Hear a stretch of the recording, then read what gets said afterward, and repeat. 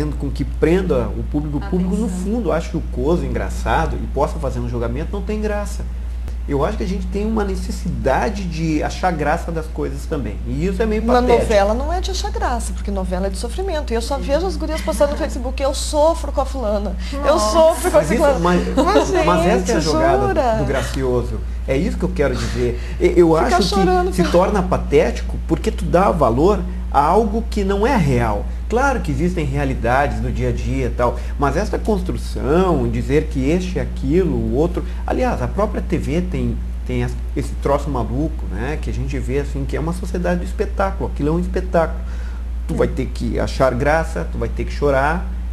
Tem que ser uma novela mexicana. E isso é maravilhoso. A novela mexicana há um exagero, há uma dramaticidade. As pessoas são extremamente fantásticas mostrando aquilo que está acontecendo. Mas eu acho que o povo gosta disso. O povo gosta de um barraco. Não, mas o que eu quis dizer também é a questão assim, por exemplo, nas novelas, a pessoa que é gay sempre é do bem. Tu não vai ver um personagem que é do gay e que é sacana. E sempre sofre o preconceito e não é preconceituoso. E sempre é do bem, é uma pessoa boníssima, cheia de qualidades. Quando na vida real não é assim. Eu tenho amigos gays maravilhosos, que eu adoro de paixão, mas eu sei que nem todo mundo por ser gay é do bem. Né? Tem as pessoas igual, de novo, volta ao mesmo ponto. De novo, aquela não padronização. existe né? esse padrão, esse estereótipo. O cara, ele tem uma visão diferente, alternativa da vida, então ele é uma Ele pessoa tem que se especial, ele é comportar de tal bacana. maneira, Não, mas aí o que coloca assim. Mas se a pessoa, o cara é casado, é um casamento perfeito, tu vai lá olhar, não é perfeito. Não é perfeito. Então, daqui a pouco rompe casamentos. Casamentos não são perfeitos. As pessoas não são perfeitas. E a novela tem destruído isso. Sabe? Elas têm aberto assim, não, as pessoas, não tá legal, tem que separar, porque tem a paixão, porque tem isso, porque tem aquilo. E a vida é muito mais profunda que isso. E isso mexe com a cabeça da nossa população. Por quê? Porque a população está muito inculta. A população não consegue mais discernir, avaliar. Diferente da gente aqui, de grande parte também das pessoas. Mas a massa da população É muito influenciável. é muito boizinha assim, um atrás do outro. Não muito consegue influenciável. interpretar o que leem, o que vem. O ato de interpretar é um ato de enxergar. Obviamente, eu pergunto para você perguntei se era difícil, de fato, ver, enxergar. Claro que é, né? Vocês disseram bem. Sheila, mas esses personagens que estão por aí, aliás, tem vários personagens no nosso meio também, né? Gente que... Daria numa novela. Claro, porque sustentam uma imagem, sustentam um jeito de ser, fazem todo um ritual e uma programação para serem vistos daquele modo, etc. Tu vê muita gente assim? Com certeza. E o que te parece esse fato de esse monte de gente, que nós também nos incluímos, porque nós também temos todo um movimento, não te parece engraçado isso? Eu falava engraçado e já digo para vocês daqui a pouco porque eu estou insistindo nisso. Se eu acho engraçado essa questão de... Mas acho que acaba sendo, as pessoas acabam às vezes vivendo algum tipo de personagem, né? Elas não são sempre aquilo que elas não conseguem mostrar só a essência, né? Eu acho que às vezes a gente usa e lança a mão às vezes de alguma, né? De alguma máscara, assim, né? Sabe que eu falo engraçado porque no fundo é horrível e é difícil ser genuíno. Eu acho que... É muito mais difícil ser original, né? Ser Claro que genuíno sim. do Não, que aí tu é uma colocar... coisa muito importante. Quem de nós conseguiu atingir o seu próprio eu? Quem de nós conhece o seu próprio eu? Acho que passa a vida inteira procurando isso. Nossa, eu ainda não sei bem quem eu sou. Eu me descubro.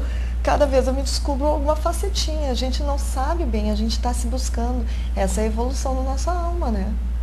A descoberta Tu acredita do próprio nessa história da evolução da alma? Porque já falaste mais uma vez. Vários programas. Agora o telespectador fica vendo a Suzana falar e ela volta e meia, insiste nisso e tal. Olha, que história é essa de evolução da alma? Bom, eu particularmente acredito na eternidade da alma. Eu acredito. Esses dias eu dei uma palestra no colégio e comentei isso. Eu acho que de qualquer forma tem evolução no meio. Seja a evolução espiritual, com reencarnação, né, ou a evolução do DNA. O certo é que o homem está evoluindo, né? E é essa evolução que a gente está buscando melhorar. Então, se a gente não falar em alma, se a gente falar em célula, tudo que nós estamos criando hoje, o que nós estamos vivendo hoje, a gente deixa para gerações futuras, no DNA, que é o que os cientistas chamam de memória genética. E será que não tem, por exemplo, um estereótipo de alma? Boa, não sei. Porque geralmente se fala, por exemplo, sobre a questão da eternidade, há um discurso fundante que parte lá do princípio da necessidade do ser humano. Bom, isso não vem ao caso, é muito teórico. Mas há um dito, uma fala, parece que todo mundo tenta ser daquele jeito, né? E aí a gente faz de conta que é daquele jeito. Aquela Por coisa exemplo, de a bondade é um faz de conta para muita gente. E aí que começa a se tornar engraçado. Exatamente, porque na realidade, quando a gente nasce, dizem, as crianças são todas boas. As crianças não são boas. A gente ensina eles a serem bons. Eles nascem sem muito interação, eles estão em desenvolvimento neurológico. Mas pega um bebezinho de 1 ano e meio e vê como é que ele se comporta numa creche. Ele bate no amiguinho, ele morde, ele quer o brinquedo, ele é egoísta, ele quer as coisas só para ele. As crianças são egocentradas, elas são totalmente egoístas. E como é que a gente faz? A gente educa. Desde pequenininho a gente diz, isso não pode, isso pode. Então, na realidade, a gente tem um lado bom e a gente tem um lado ruim. E a gente faz com que o lado bom seja sobrepujante ao outro, por quê? Porque para nós vivermos em sociedades, nós precisamos ser basicamente bons. Se nós todos fôssemos do mal, bandidos, que não tivéssemos amor à vida, que não tivéssemos solidariedade, nós não viveríamos numa sociedade. Aliás, isso eu gostaria de falar logo após o intervalo, sobre esta luta que a gente tem para lidar, talvez, com estereótipos massificados, colocados, com esse olhar que a gente tem do outro, mas olhar sobre a gente mesmo. Quais são as nossas qualidades e defeitos. Voltamos daqui a pouco. Até mais.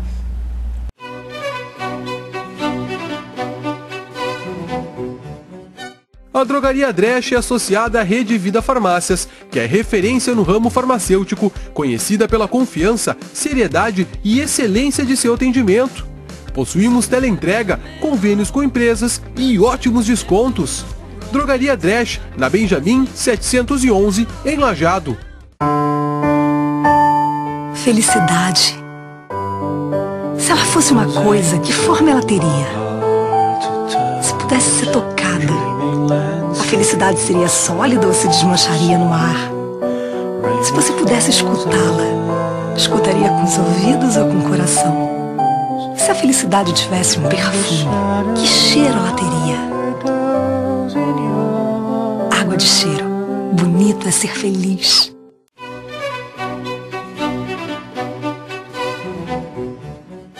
Voltamos com o programa Opinião Clínica Dr. Wilson Davis, recebendo hoje estas gurias maravilhosas que já fazem parte da história desse programa e tem a participação mensal em um deles.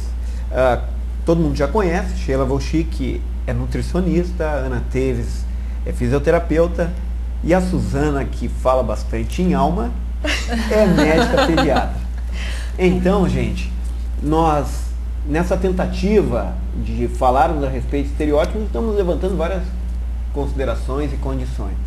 Eu queria, tu falaste em qualidades, tal, na luta de tentar educar a criança para ser boa. Eu acho que todos os dias, né, luto para que os meus piores defeitos não sobreponham as minhas pequenas qualidades. Digo isto porque é muito fácil, como tem um ditado fantástico, gente, Sioux, dos índios norte-americanos, diziam, é muito fácil ser bom à distância e é muito fácil ser corajoso à distância. É muito fácil ter consciência quando tem alguém olhando, quando é exigido da gente, mas esta luta, até para ser catalogado como bom, como correto, como decente, de fato é travada. É travada porque se nós não mediarmos, intervirmos, parece que a gente só faz bobagem. Parece que as crianças, os jovens, os adultos acabam se perdendo. Essa história do contrato social, a gente tem medo, no fundo, acredito eu, a gente tem medo de encarar nossos piores horrores, nossos piores demônios. Por quê? Eu não sei por quê, mas eu sei que a gente tem medo. Por que tem? porque a gente tem uma luta, uma construção social, uma necessidade de legislação, de código ético, de código moral. A gente precisa da repressão, mesmo dos genitores, dos amigos, a gente precisa da intervenção. Talvez, se nós ficarmos jogados em nós mesmos, nós possamos cair num poço terrível. Não sei quais os motivos, mas acredito que a vida em sociedade melhora, só que me preocupa porque a vida em sociedade, ao mesmo tempo que melhora, cria certos estereótipos do que é bom, do que é correto. E também faz, eu acho, Suzana, uma questão de afirmação em relação ao outro. Eu preciso dizer que o outro é isso, é aquilo, para eu me sentir bem. Talvez para eu ser o que eu não sou. Com isso eu levanto uma outra questão freudiana. Freud deixava muito claro em seus trabalhos que aquilo que mais me incomoda no outro tem a ver comigo. Ah, tu já falou isso outras vezes. Pois é. Então, se isso é verdade, essa leitura que a gente faz do outro e esses adjetivos que a gente dá para o outro, talvez tenha a ver com a gente. Provavelmente, deve ter. Eu acho que quando a gente não gosta muito de alguma coisa no outro, às vezes é um espelho, a gente tem na gente mesmo, né? Mas talvez a gente esteja lutando na gente para eliminar, porque a gente não goste. E aí quando o outro vem e escancara e ele não se importa, aquilo incomoda a gente. Então, assim, tipo assim, eu sou egoísta. Eu sou egoísta, né? Todo mundo é um pouco egoísta, eu sou egoísta. Mas aí quando eu vejo uma pessoa sendo muito egoísta, mas que egoísta. Mas é claro que eu sou egoísta. Então, assim, incomoda tu ver o teu defeito, né, que tu tá lutando contra ele. Mas muitas vezes também não é só defeito, às vezes é uma característica boa para uma pessoa. Às vezes uma pessoa, ela brilha tanto entre outras pessoas que tu começa a tentar botar alguns defeitos nela para tentar te valorizar também. Isso é muito comum hoje. Muito, muito comum. Isso é inveja.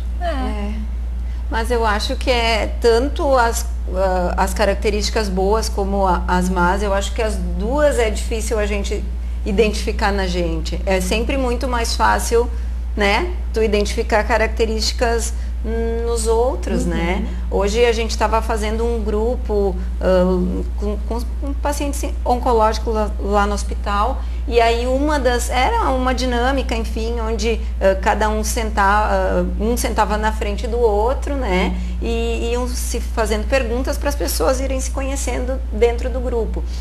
E aí várias questões, enfim, eles foram conversando, e uma delas era o que você mais admira em você.